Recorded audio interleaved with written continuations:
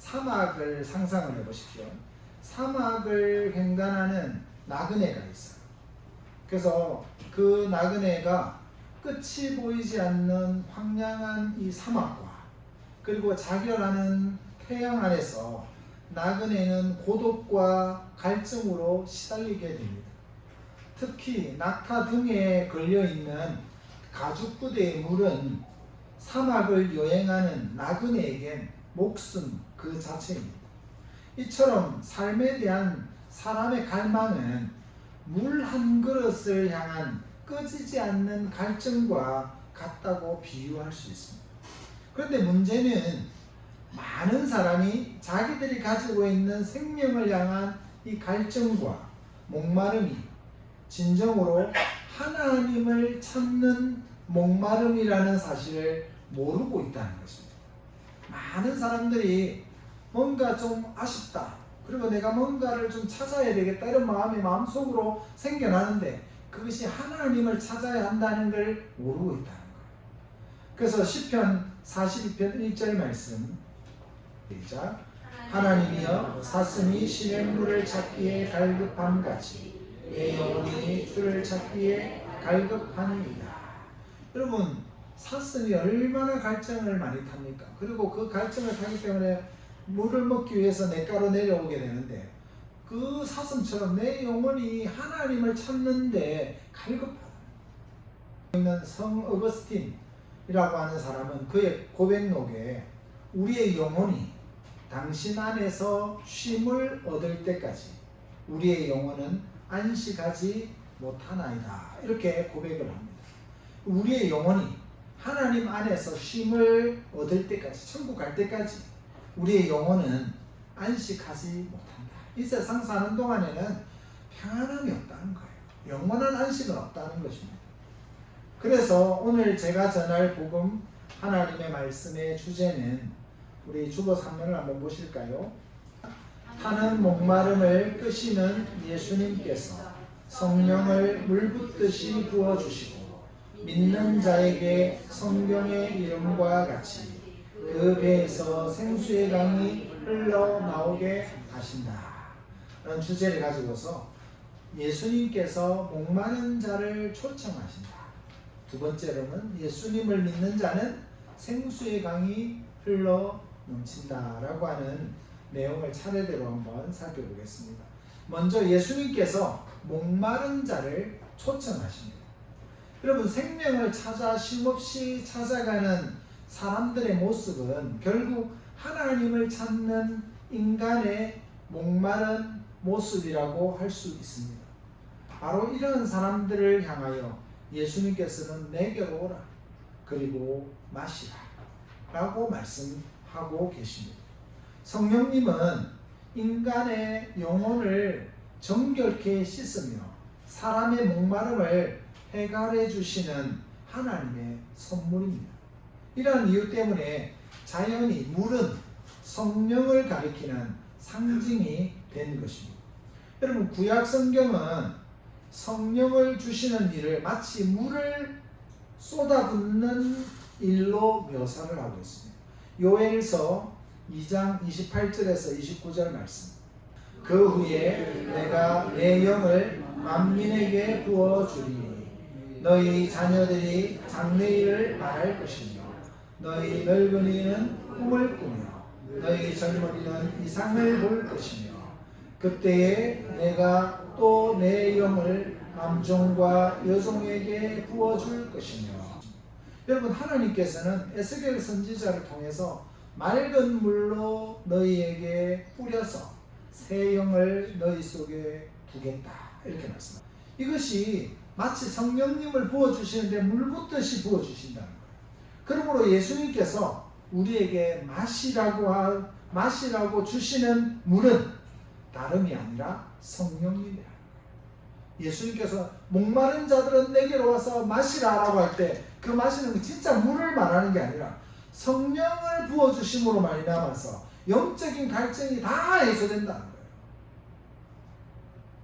예수님께서는 장차 그를 믿는 성도들에게 성령을 부어주실 것이라고 약속하신 것입니다. 예수님께서는 초막절의 마지막 날에 백성들을 이러한 생수의 강으로 초대를 하셨습니다. 여러분, 예수님께서 초막절을 택하여 이러한 말씀을 하시게 된 특별한 이유가 뭡니까? 여러분, 그걸 잘 생각하셔야 돼요. 이 초막절은 이제 추수를 다 마치고 감사하면서 그 다음에 비가 오게 해달라고 기도를 드리는 절기고, 이스라엘에서는 10월부터 이런 비가 오기 시작합니다. 초막절은 과거에 나타난 하나님의 은총과 자비를 감사할 뿐만 아니라 약속된 성령의 강림을 구하는 기도를 드리는 절기라고 말할 수 있습니다. 그래서 초막절에 행하는 행사 중에, 예식 중에 가장 중요한 예식이 뭐냐면 초막절 중에는 물로 행하는 의식이에요. 일주일 동안 제사장은 매일같이 실로암에 가서 실로암 못에서 물을 떠가지고 물을 길어서 성전의 제단 위에 그 물을 쏟아 붓게 거예요. 그 이유가 무엇이겠습니까? 비를 오게 해달라는 간구인 것입니다. 또한 생수를 주셨던 메시아의 시대를 기다리고 있다는 표현인 것입니다. 우리는 메시아를 기다립니다. 성령을 부어주실 메시아를 보내주십시오 라고 하면서 그들이 그 의식을 행하고 있다는 것입니다. 그래서 예수님은 자신이 기다리던 메시아이고 초막절을 완성하러 오셨다는 것을 말씀하고 있는 거예요. 예수님이 초막절을 완성하신 거예요. 왜냐하면 메시아가 오셔서 성령을 부어달라고 했는데 예수님이 오셔서 성령을 내려주셨지 않습니까? 그러니까 메시아이신 예수님께서 성령을 주심으로 초막절을 완성하신 거예요. 옛시대 대단원의 막이 점점 내려지고 있고 이제 새로운 시대가 열리고 있다고 선포하시는 것입니다. 그래서 초막절의 진정한 의미를 전하면서 예수님께서는 이 초막절에 사람들을 새 시대로, 옛 시대는 끝이 났고 이 초막절을 통해서 예수님께서 완성하셨기 때문에 새 시대가 왔는데 그 새 시대로 나오라, 이렇게 초청을 하고 계신 것입니다. 두 번째로, 예수님을 믿는 자는 생수의 강이 흘러 넘칩니다. 여러분, 38절 말씀, 나를 믿는 자는 성경의 이름과 같이 그 배에서 생수의 강이 흘러나오리라 하시니, 여러분 여기 보면 나를 믿는 자, 예수님을 믿는 자는 성경의 이름과 성경에서 말하고 있는 것과 같이, 여기 성경의 이름과 같이 이렇게 표현하는 것은 성경에서 말하고 있는 것 같이 그 배에서 생수의 강이 흘러나오리라, 이렇게 말씀하셨습니다. 성경에서는 생수의 강이, 예수 믿는 사람들, 하나님을 믿는 자들은 생수의 강이 흘러넘치게 될 것이라고 가르쳐 주고 있다는 거예요. 그래서 그 말씀을 말씀하시면서 그 배에서 생수의 강이 흐른다라는 뜻은 그러면 무엇일까요? 여기서 배라는 말은 무엇을 가리키고 있습니까? 이 배는 위장을 가리키지 않습니다. 여기서 말하는 배라는 것은 다른 성경들을 참조해 봐야 되는데, 우리가 좀 쉽게 쓴 현대인의 성경에는 보면 그 배에서 이렇게 하지 않고 그 마음 속에서, 마음이라고 표현하고 있고, 그리고 NIV라고 하는 영어 성경에는 속으로부터, 이 사람 속으로부터 이렇게 표현하고 있고, 메시지 성경이라고, 요즘에 메시지 성경에는 그 깊은 곳에서, 그러니까 한마디로 위장을 가리키는 표현은 하나도 없는 거예요. 무슨 말입니까? 그 마음 속에서 깊은 곳에서, 이 말을 종합해 보면 마음속 깊은 자리를 가리키고 있다는 것입니다.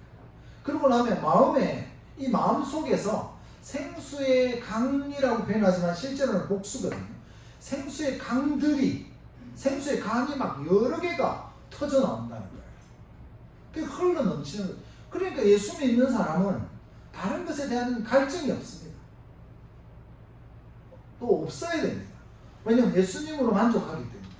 근데 예수님을 믿는다고 하면서 물질에 더, 예수님보다 내가 물질이지, 내가 교회를 하는 것보다 돈 버는 데를 집중해야지, 예를 들어서 이렇게 되면 이건 믿음이 제대로 있다고 표현하기 어렵거든요. 예수님으로 가득 찬 사람은 예수님으로 만족하기 때문에 우리가 할 일을 충분히 하지만 그러나 갈증이 없어요. 갈급함이 없어. 내 속에 뭐를 채워야 됩니까? 예수 그리스도로 성령으로 채워야 갈증이 없는 겁니다.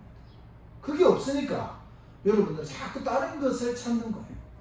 어떤 사람은 사람을 좋아하고 어떤 사람은 또 물건을 좋아하고 돈을 좋아하고 뭐 이렇게 되는 거예요. 그러나 실제로는 예수 그리스도가 내 속에서 생수의 강들이 팍 넘치기 때문에 이 세상에서의 어떤 다른 갈증이나 갈망이 필요가 없게 된다는 것을 말씀하고 있습니다. 여러분, 구약 전체를 통해서 흐르는 생수의 강을 요약해 보면, 구약에 보면 이 강이 흐르는 표현들을 많이 쓰고 있거든요.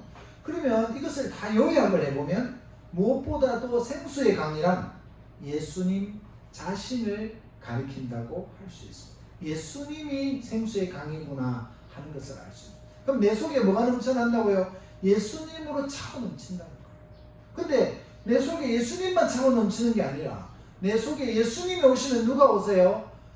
하나님도 오시고 성령님도 오시니까 삼위 하나님이 함께 계시니까 복수로도 쓸 수 있다는 거예요. 그분은 광야의 반석으로서 그 반석으로부터 흘러나오는 물로 이스라엘 모든 백성이 살 수 있었습니다. 여러분, 고린도전서 10장 4절 말씀 시작. 다 같은 신령한 음료를 마셨으니 이는 그들을 따르는 신령한 반석으로부터 마셨으니 그 반석은 곧 그리스도시라. 여러분, 이 백성들이 광야에서 반석에서 물을 마셨는데 이게 나중에 보니까 뭐였다고 표현하고 있습니까? 신령한 반석은 곧 그리스도다. 그리스도께서 우리를 살리셨다는 거예요. 구약에. 그러니까 모든 물은, 생수의 강은 다 예수 그리스도를 상징하고 있구나 하는 것을 알 수 있다는 것입니다. 39절 말씀 시작. 이는 그를 믿는 자들이 받을 성령을 가리켜 말씀하신 것이라. 예수께서 아직 영광을 받지 않으셨으므로 성령이 아직 그들에게 계시지 아니하시더라. 여러분, 예수님은 육체로는 더 이상 우리와 함께 계시지 않습니다. 예수님은 승천하셔서 하늘에 계십니다. 우리가 라는 것은 예수님과 성령님을 가리킵니다. 아버지를 사랑하면 우리가 가서 거기서 거처를 삼고 함께 살 것이다. 여러분 마음속에는 누가 계십니까? 성부, 성자, 성령 하나님이 계시는 거예요. 그래서 나는 하나님을 모신 사람이에요. 그러니까 우리는 표현할 때 뭐라고 표현합니까? 우리는 성령의 전이라고, 성령님이 계신 집이라는 거예요. 여러분들은 성령의 집입니까? 여러분, 성령님을 받거나 성령님을 모신다는 것은 엄청난 일입니까? 대수롭지 않은 일입니까? 엄청난 일입니다. 삼위 하나님을 모시는 일이 엄청난 일입니까? 엄청나지 않은 일입니까? 여러분, 부산의 수영로 교회 그 이규현 목사님이신데 엄청 인격적이고 참 목회를 잘하신 분이잖아요. 그 목사님 할머니가 무당이셨거든요. 그 무당인데 무당에는 굿을 하는데 목사님이 하필 그 이정삼 목사님이라고 하는 분이 거기 지나가다가 구단에 이라고 굿이나 보고 떡이나 먹자 이라고 목사님 이제 구경 삼아 서 있었던 거예요. 이렇게. 그랬더니 무당이 막 굿을 하다가 갑자기 엄청 큰 신이 옆에 있어가지고 굿이 안 된다면서 내보내라. 그럼 그 목사님이 이제 쫓겨난 거야. 갑자기 언떨떨게 그래가지고 쫓겨났는데 안 가고 또 목사님이 뒤에 숨어가지고 뭐 떡이나 먹고 가야지 이러면서 목사님 계속 이제 그런 거 뒤에 숨어 있었대. 그런데 또 하다가 막 무당이 안 보이니까 막 굿을 하는데 안 되더라는 거예요. 굿이 안 되더라는 거예요. 그래서 또 누가 분명히 있다 어디 찾아봐라 이러니까 저 구석에 있더라. 왜 안 가냐 이러니까 떡이라도 줘야 내가 가지 이러니까 떡 주면서 빨리 가라. 그래서 이제 보낸 거예요. 그 목사님을. 그랬는데 그 무당이 그 목사님이 찾아왔어요. 내가 모시고 있는 신보다 훨씬 큰 신이, 당신이 모시고 있는 신은 도대체 뭐냐? 그래가지고 그분이 나는 하나님을 믿는다. 너희들이 믿는 잡신하고는 다르다. 나는 크신 하나님을 믿는다. 그러니까 그 길로 그분이 무당을 접고 교회를 다녔어요. 그래서 손주가 목사님이 된 거예요. 여러분, 하나님을 모신다는 것은 세상에 믿지 않는 이런 잡신들하고 다릅니다. 내가 하나님을 내 속에 모시고 사는데 얼마나 믿음의 삶을 살아야 되고 당당하게 그렇게 행복하게 살아야 됩니까? 쭈글쭈글하게 살아서는 안 됩니다, 여러분. 기도를 해도 확실히 내 속에 하나님이 계신데 그런 믿음을 가지고 기도해야죠. 그래서 하나님을 모시는 대단한 일입니다. 여러분은 대단한 사람들입니다. 자, 우리 한번 옆에 있는 분은 인사합시다. 얼굴을 보니 대단한 분이셨네요. 대단한 분이십니다. 성부 성자 하나님이 성령으로 내 마음속에 오셔서 함께 거하는 것은 엄청난 기쁨입니다. 삼위 하나님을 모실 때 우리는 천국의 즐거움을 누리게 됩니다. 삼위 하나님을 내 속에 모시게 될 때 그 밖에 더 무엇을 바랄 것이 없는 거예요. 우리는 이때 늘 즐거워하고 행복할 수 있습니다. 환난 중에도 즐거워할 수 있습니다. 낮에뿐만 아니라 밤에도 노래할 수 있습니다. 바울과 실라가 감옥에서 찬송하게 되는 것은 그 마음속에 생수의 강이 흘러 넘치기 때문에, 예수님으로 넘치기 때문에, 삼위 하나님이 넘치기 때문에 그들이 감옥에 있다 할지라도 그들은 찬양을 할 수 있는 것입니다. 예수님께서 일어나서 자기 자신을 선언하실 때 옛 질서는 전적으로 이제 쓸모가 없어졌고 이제는 새 시대가 되었다. 새 것으로 교체되었다. 그래서 초막절의 절기를 지키는 것이 아니라 예수 그리스도를 믿고 그 예수 그리스도 안에서 참된 복음을 누려야 한다라는 것을 말씀하고 있다는 것입니다.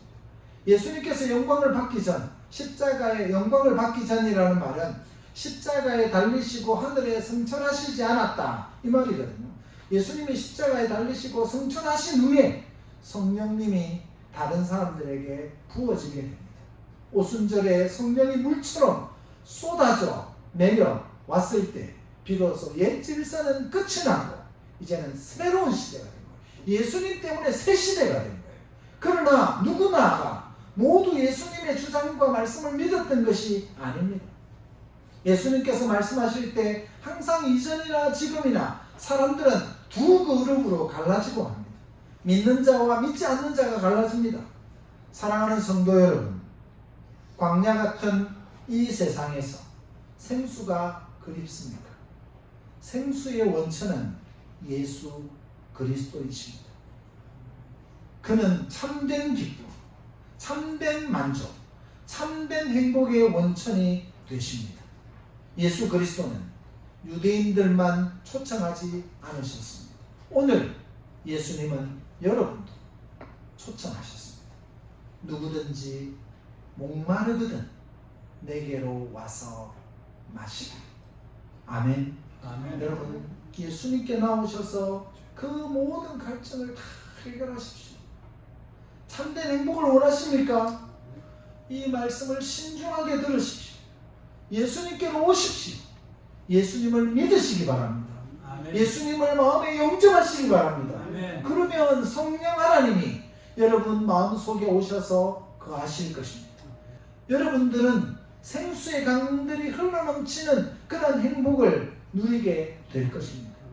우리의 타는 목마름을 끄실 수 있는 예수님께서 여러분을 초청하실 때 예수님을 영접하고 순종하셔서 여러분의 마음속에 삼위 하나님이 함께 거하시는 축복을 누리며 사시기를 주 예수님의 이름으로 축복합니다. 아멘. 기도하겠습니다.